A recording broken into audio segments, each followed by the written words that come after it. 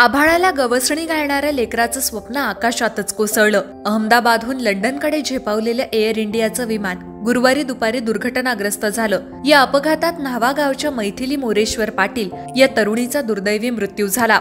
2 वर्षांपासून एअर इंडियामध्ये air hostess म्हणून सेवेत असलेल्या या तरुणीच्या जाण्यानं संपूर्ण कोकण हळहळलाय।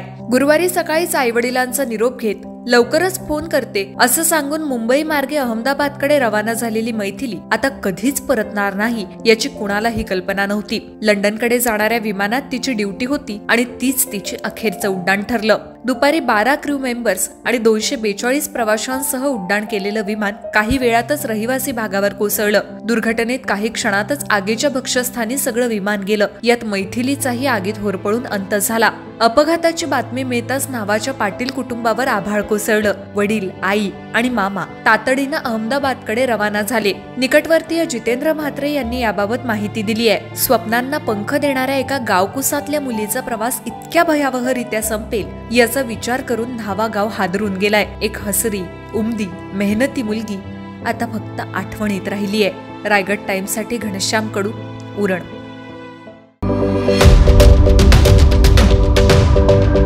यूट्यूबवर सुद्धा रायगड टाइम्स सर्च करा आणि पहा रायगडच्या कानाकोपऱ्यातील प्रत्येक बित्तम बातमी।